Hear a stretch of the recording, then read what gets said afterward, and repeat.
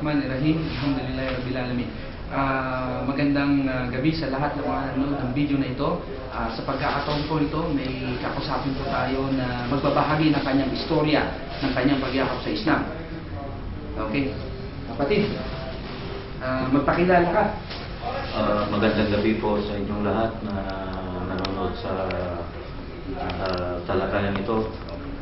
Unang-una sa lahat, gusto ko pong ipamahagi ng aking pagbati sa salitang Islam.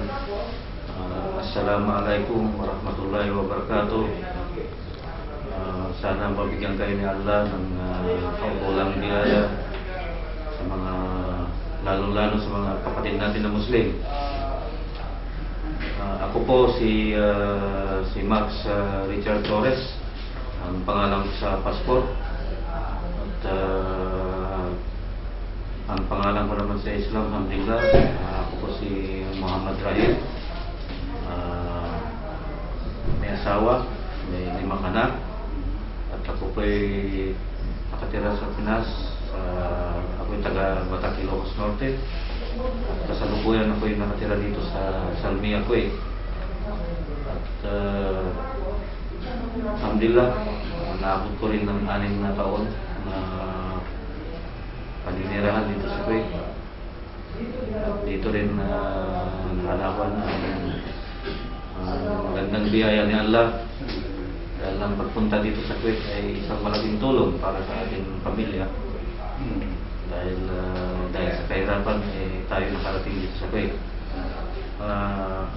Ang dati kong relihiyon ng araw, bago ako naging balik Islam, ako po isang Katoliko.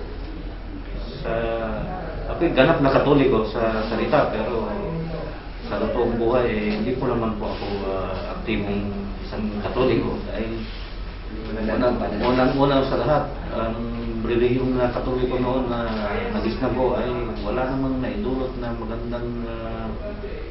magandang resulta sa aking buhay. Bagamat kung ako'y pumupunta sa simbahan na yan, nahahaluan ng ibang topic kagaya ng politika na hindi naman nakatuon sa salita ng Diyos. At nung ako'y nabigyan ng pagkakataon ng ibang bansa dito sa Kuwait, meron akong naging kaibigan na isang Kuwaiti na sabi niya, bakit hindi mo subukan ang imakap sa Islam? Pero sa panahon na yun, nung ako'y dumating dito sa Kuwait, naging masalimuot ang aking buhay dahil galing ako sa problemadong pamumuhay at hindi maaliwalas ang aking sitwasyon dahil yun ang problemado ako sa asawa ko. Kumbaga parang walang pag-asa ang nararamdaman sa sarili ko nun. Pero nung ako'y nahihikayat na pumasok sa Islam, na hindi naman ako pinilit, nagpaliwanag siya ng mga magandang aral tungkol sa Islam at ay alhamdulillah sinubukan ko. At doon ko napatunayan ang pagiging isang Islam ay maganda pala ang magiging resulta. Ang kahalintulad ng pagiging Islam, pag ikaw ay balik Islam, ay kahalintulad ka ng isang papel na kung ikaw ay magsimula ulit sa bagong buhay, ay ikaw ay isang papel na malinis, walang bahid na mantsa. Kung ano man yung naging kahinatnan mo nung ikaw ay isang Kristiyano o isang hindi pa ganap na Muslim nung araw, ay yun pala ay aalisin lahat ni Allah. At ikaw ay isang ganap na Muslim na talintulad mo na isang batang Muslim. Kapatid, tatanong ko lang, kailan ka ba yumakap sa Islam? Ako yumakap nung June 2006. 2006. So, dali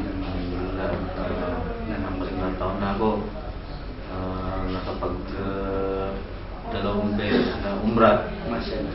1 beses na hajj. Mashallah. Haji ka na talaga. Haji Muhammad. Ah, May tumutol ba ng mga kamag-anak mo, ilang kakilala sa pagyakap mo nito?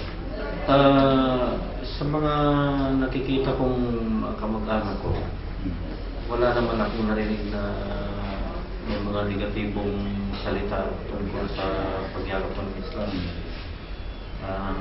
Ang magulang ko, sabi nila sa akin, kung yan ang alam mong kaligtasan sa iyong sarili, ay hindi ka namin pipigilan.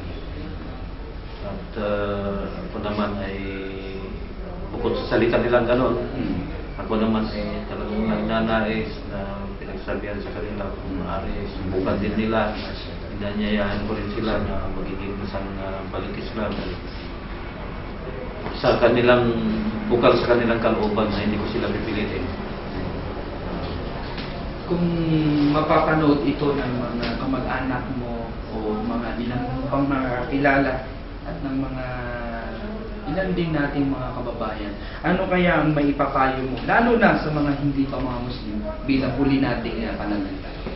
Ang masasabi ko lang sa mga kapatid natin na hindi pa yumayakap sa Islam, ako po'y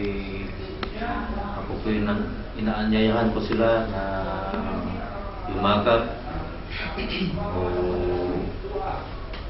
bigyan ng konting panahon na pakinggan ang aming pagpapaliwanag kung ano ang tinatawag na Islam at magiging Muslim. At kung masubukan nila ang pagiging Muslim ay napakalaking bagay at napakalaking biyaya na matatamasan nila na ibibigay ni Allah. Kasi dito ang magiging Muslim, magiging mahaba ang iyong pasensya at magiging mababang loob ang iyong pagkatao.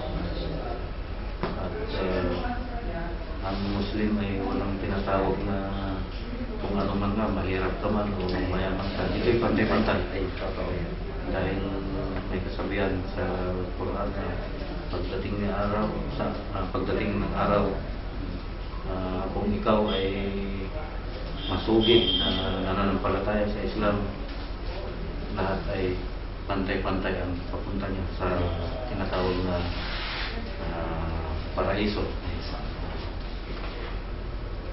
Ito pang pwede din masabi pa sa mga tungkol sa nangyari sa iyo ng kailan lang, tungkol sa pag-hajj mo.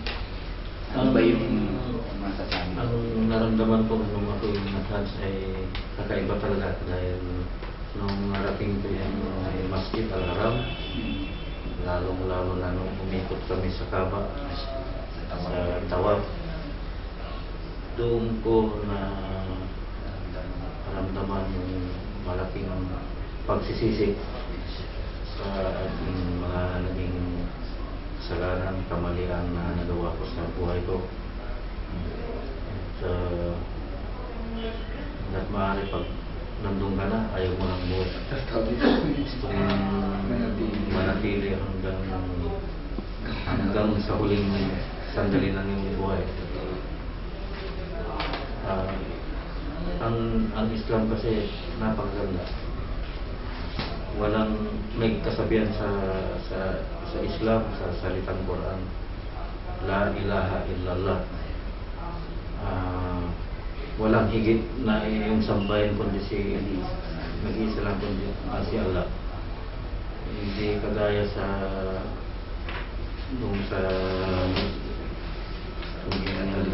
Kristiyano ka, may mga ang Kristiyano kasi maraming mga sekta, iba ang kanilang mga prinsipyo at paniniwala.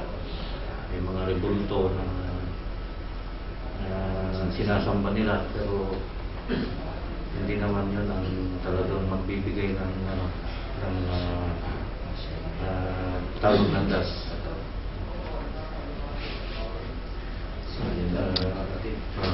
Ang pagiging Islam ay mayroong tinatawag na tuloy-tuloy ng pakikipag-komunikasyon mo sa Diyos, ang tinatawag na 5 beses na darasal sa isang araw. Yun ay malaking katulungan, malaking gabay na ikaw ay mapapalayo sa kapahamagan. Yun ay magbibigay sa iyo ng tamang landas.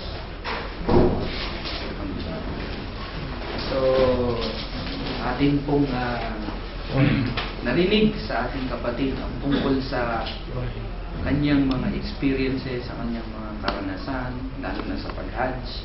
At gayon din nabigyan na naway aral at kaliwanagan sa iba ang kanyang naibahagi. Maraming salamat po.